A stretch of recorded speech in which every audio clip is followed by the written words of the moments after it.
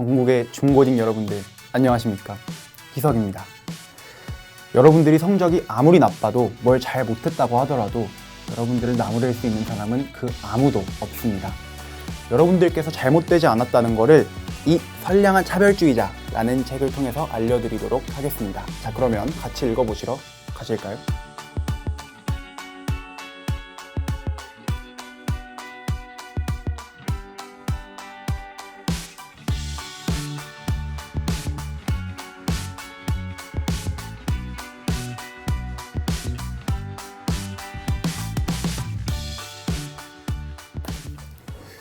능력주의는 누구나 능력 있고 열심히 하면 성공한다는 믿음이다. 누구든지 노력과 능력으로서 높은 지위로 올라갈 수 있다고 믿기 때문에 사회적 지위가 낮은 책임은 최선을 다하지 않은 개인에게 있다고 생각한다. 계층의 사다리를 올라갈 수 있는 기회가 누구에게나 주어지기만 한다면 평등한 사회라고 여긴다. 능력주의에 따르면 계층이 존재한다는 사실, 즉 불평등한 구조는 문제가 아니다. 오히려 경쟁에서 쏟은 노력을 보상하기 위해 차등적으로 대우해야 정의로운 사회다. 능력주의의 관점으로 보면 많은 불평등이 정당하게 보인다. 본인이 불리한 위치에 있더라도 마찬가지다. 여성으로서 직장에서 불리한 대우를 받더라도 자신의 능력 부족이라고 생각하면 그 상태를 수긍하게 된다. 능력도 없고 노력도 하지 않는다고 생각되는 집단에 대한 불이익은 정당하다고 생각한다. 홈리스는 일하기 싫어한다. 동남아시아인은 게으르다, 장애인은 무능력하다, 비만인은 자기 관리를 안 한다 등 능력에 관한 부정적 고정관념이 만들어지면 여기에 속하는 사람들은 불이익을 당해도 되는 것처럼 여겨진다. 능력주의는 노력한 만큼 이룰 것이라는 희망을 주는 간명하고 직관적인 신념체계다. 사람들은 이 신념체계를 뒷받침하는 이야기에 매혹된다. 가난한 집안에서 자라 시대의 영웅이 되는 서사는 많은 이들의 심금을 울린다. 능력주의에 대한 믿음 때문에 사회는 무언가를 성취한 사람에게 각별한 존경심을 보낸다. 좋은 대학에 입학한 사람, 좋은 직장에 들어간 사람으로부터 그 노력의 과정을 듣고 싶어한다. 사회의 불평등 자체를 원망하기보다 계층의 사다리가 끊어지고 개천에서 용날 수 없는 쇠퇴를 원망한다. 이런 관점에서 본다면 불굴의 의지로 온갖 관문을 뚫고 정규직이 된 사람과 훨씬 적은 노력으로 쉽게 비정규직이 된 사람을 어떻게 똑같이 대우할 수 있겠는가? 두 사람이 똑같은 일을 하고 있어도 똑같은 대우를 받는 것은 공정하지 않게 보인다. 중요한 것은 두 사람이 같은 일을 하고 있다는 사실이나 실제로 능력의 차이가 없다는 사실과 같은 현재 상태가 아니다. 능력주의라는 거대한 신념체계를 지키기 위해 가치가 다른 두 사람 사이에 어떻게든 차별을 만들어야 할 것 같다. 그런데 능력주의는 정말 공정한 규칙일까? 편향된 능력주의. 능력주의가 정말 공정한 규칙이 되려면 반드시 필요한 중요한 전제가 있다. 우선 무슨 능력을 어떻게 측정할 것인가 하는 평가 기준을 만들고 수행하는 사람들에게 아무런 평양이 없어야 한다. 선정된 평가 기준은 누군가에게 유리하거나 불리하지 않게 평가를 당하는 모든 사람들에게 똑같은 조건이어야 한다. 그리고 타인의 평가는 언제나 개인의 능력을 측정하는 정확한 기준이어야 한다. 이 전제들은 얼마나 사실에 부합하는가? 한 가지 사건을 가지고 생각을 해보자. 2010년 대학 졸업을 앞둔 한 청각장애인이 국가인권위원회에 진정을 냈다. 그는 한 회사의 신입사원 채용 자격 기준에서 토익 600점 이상 또는 그에 해당하는 영어 성적을 요구한 것이 차별이라고 주장했다. 토익은 만점이 990점인데 듣기평가가 495, 읽기평가가 495점이다. 청각장애인인 진정이는 듣기평가 부분 때문에 600점 이상의 점수를 받을 수 없었다. 이 경우 청각장애인에 한해 채용 기준에서 요구하는 토익 점수를 낮춘다면 어떨까? 가령 300점 정도로 한다면 공정한 채용 기준일까? 이 회사가 매우 인기 있는 직장이고 지원자가 많은 상황이라고 가정해보자. 아마도 지원자들 중 누군가는 그 기준이 공정하지 않다고 생각할 것이다. 비장애인은 어려운 듣기평가 점수를 얻기 위해 많은 돈과 시간을 들여 공부를 하는데 청각장애인은 그러지 않아도 되니 불공평하다고 여길 수 있다. 이런 기준으로 입사를 한 청각장애인을 보는 시선도 곱지 않을 것이다. 자격 없는 사람이 특별 우대를 받았다고 겉으로 표현하지 않더라도 내심 무시하는 사람이 있을지도 모른다. 그럼 어떻게 해야 할까? 누구든 똑같이 토익 600점 이상을 받도록 해야 공정한 걸까? 그렇게 해서 사실상 청각장애인은 아예 회사에 지원할 수 없도록 만드는 것이 정의로운 일일까? 아니면 청각장애를 가진 사람과 그렇지 않은 사람 사이에 토익점수 요구 기준에 차등을 두어서 청각장애인도 지원할 수 있도록 하는 것이 더 정의로운 일일까? 이에 대한 즉각적인 대답은 응답자가 청각장애인인지 그렇지 않은지에 따라 다를 수 있다. 대개는 자신에게 유리한 방법이 공정해 보이니 말이다. 이런 상황에서 무엇이 정의로운 것인지 판단하는 유용한 방법으로 존 롤스가 말하는 무지의 장막이라는 것이 있다. 내가 가난한지 부자인지 남자인지 여자인지 능력이나 재능이 어느 수준인지 등 어떤 조건에 처해 있는지 전혀 모른다고 가정하고 사회질서를 정할 때 개인의 이해관계를 벗어나 모두에게 정의로운 규칙을 찾을 수 있다는 생각이다. 채용 기준에서 토익 점수의 경우 자신이 청각장애인인지 아닌지 모르는 상태라면 당신은 어떤 규칙을 선택하겠는가? 만일 토익 점수가 해당 업무에 꼭 필요한 능력이라면 이 채용 기준이 불합리하다고 말할 수 없다. 그러니 이렇게 질문해보자. 토익 점수 600점 이상은 채용하려는 업무 분야에 과연 필요한 능력 기준인가? 영어 듣기 평가와 읽기 평가 점수가 모두 좋은 사람을 채용하는 것이 해당 업무를 위해 중요한가? 예컨대 채용 분야가 영어 동시 통역사라면 주저없이 그렇다고 대답할 것이다. 그게 아니라 국내에서의 사업기획, 기술개발, 시스템 운영이라면 어떤가? 국가인권위원회는 이 질문에 대해 영어 듣기 능력이 해당 채용 분야의 직무에 꼭 필요한 능력이 아니라고 판단했다. 핵심 업무는 기획, 서비스 발굴, 기술개발, 네트워크 및 시스템 운영이고 영어 관련 의사소통은 부가적인 기능일 뿐이라고 보았다. 신입사원의 근무 예정지도 해외가 아니라 국내였다. 영어를 사용하는 의사소통 능력이 본질적으로 필요하지 않은데 이를 이유로 청각장애인을 불리하게 대우하였으므로 이 채용 기준은 장애인 차별금지 및 권리구제 등에 관한 법률에 위반된다고 판단했다. 장애인을 위해 다른 채용 기준을 적용하는 것에 여전히 불편한 마음이 든다면 조금 더 근본적인 문제로 들어가 보자. 애초에 이런 문제는 평가 기준을 만들 때 장애인을 염두에 두지 않기 때문에 생긴다. 아마 평가 기준을 만든 사람도 평가를 하는 사람도 장애인이 아닐 것이다. 그들이 상상하는 지원자 속에 장애인은 없다. 영어를 사용하는 의사소통이 필요하더라도 청각장애인의 입장에서 방법을 생각하진 않았을 것이다. 철저히 비장애인을 중심으로 설계된 능력 기준과 평가 기준이다. 모두에게 동일한 기준을 적용하기만 하면 공정할 것 같지만 결과적으로 차별이 된다. 법무사 시험에서 문제지 답안지와 시험 시간을 모두에게 똑같이 주면 시각장애인에게 불리하다. 제가 제빵 실기시험에서 모든 참가자에게 똑같이 수어 통역사를 제공하지 않으면 청각장애인에게 불리하다. 공무원 필기시험에서 다른 수험생과 똑같이 메모 대필을 허용하지 않으면 뇌병변 장애인에게 불리하다. 모두에게 동일한 기준을 적용하는 것이 도리어 누군가를 불리하게 만드는 간접 차별의 예들이다. 내가 유학을 한 학교에는 비영어권에서 온 학생들에게 입학 후 일정 기간 동안 시험 시간을 더 주는 정책이 있었다. 내 기억으로는 시험 시간이 1.5배 더 길게 주어졌다. 로스쿨이니까 당연히 언어가 중요하지만 시험에서 평가하고자 하는 것은 영어 실력이 아니라는 판단에서 마련된 정책이었다. 이 규칙 덕분에 비영어권 유학생이 영어 때문에 일찌감치 시험을 포기하거나 늘 가장 낮은 성적을 받는 일은 일어나지 않았다.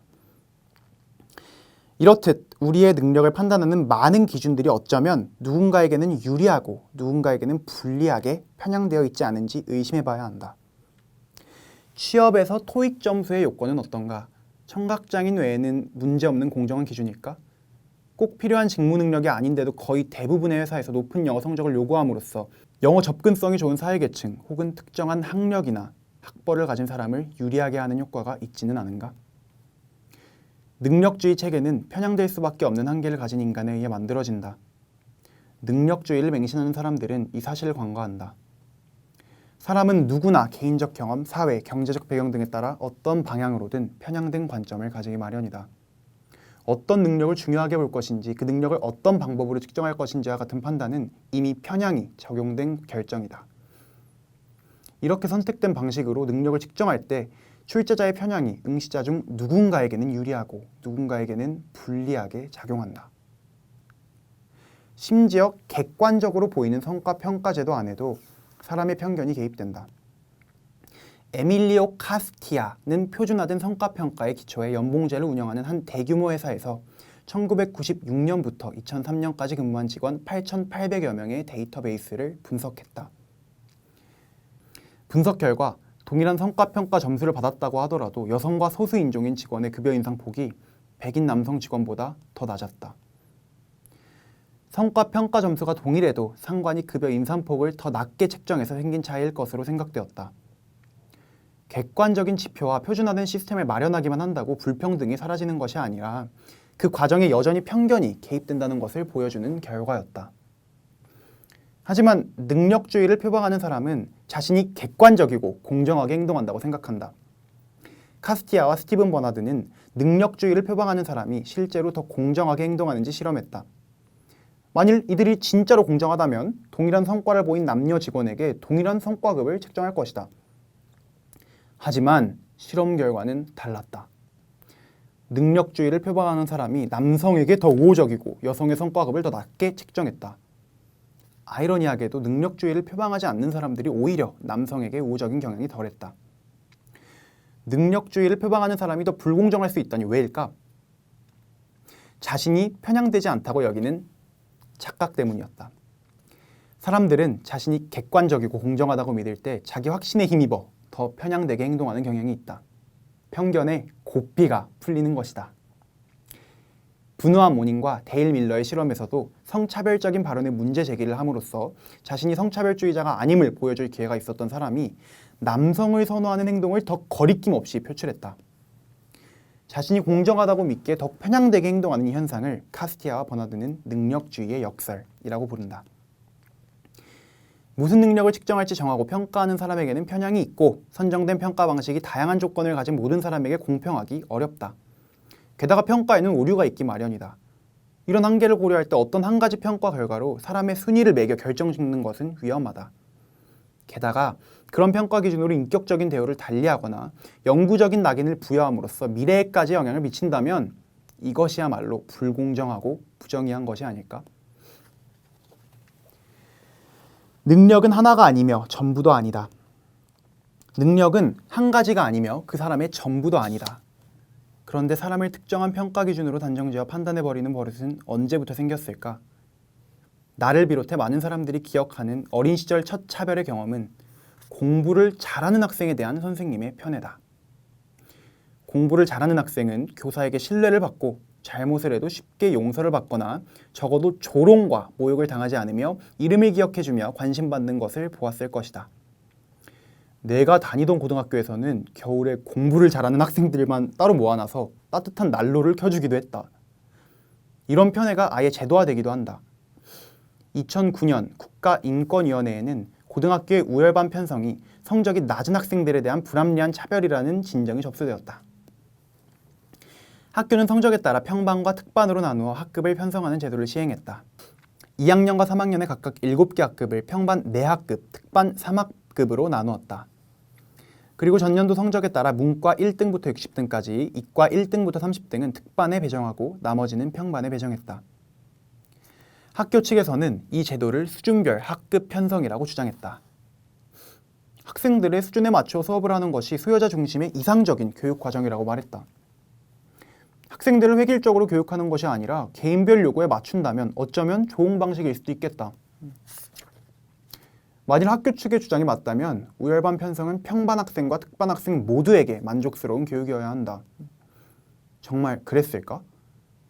국가인권위원회는 평반과 특반의 학생들을 대상으로 설문조사를 실시했다. 결과는 놀라웠다. 특반 학생의 88.9%가 특반 편성에 만족하는 반면 평반 학생의 78.5%가 평반 편성에 불만족했다. 물론 모든 특반 학생이 만족하고 모든 평반 학생이 불만족한 것은 아니다. 하지만 압도적으로 높은 비율로 이 우열반 제도가 특반 학생에게 유리하다는 점도 분명했다. 우열반 제도는 모두에게 이로운 제도가 아니었다. 우열반 제도는 수요자 중심의 교육도 아니었다. 교사들은 평반 학생들에게 관심이 적었다. 특반과 비교하며 평반을 무시하는 태도를 보이고 공부를 하지 않는 학생들이니 그냥 놔둬도 된다고 말했다. 학교는 입시 지도 경력이 많은 교사들을 특반에 우선 배정했다. 특반만 누리는 혜택들도 있었다. 학교는 특반에만 프린트물을 나눠주거나 보충 수업의 기회를 주었다. 평반은 위축되고 소외감을 느끼며 공부를 포기한 분위기인 반면 특반은 자신감을 가지고 공부에 전념하는 분위기였다. 성적이 다르니 다르게 대해야 마땅하다는 생각에는 오해가 있다. 다른 것은 다르게 라는 명제는 사람들이 가지고 있는 다양한 조건을 고려하지 않고 획일적으로 대하면 불평등이 생긴다는 의미로서는 타당하다. 예를 들어서 청각장애인에게 영어 듣기 능력을 요구하는 것이 불평등한 것처럼 말이다. 그것이 아니라 성적이라는 획일적인 평가 기준으로 순위를 갈라서 우월함과 열등함을 구분하여 한 편에는 존중과 지원을, 다른 편에는 무시와 박탈을 주어야 한다는 뜻으로 생각해서는 곤란하다.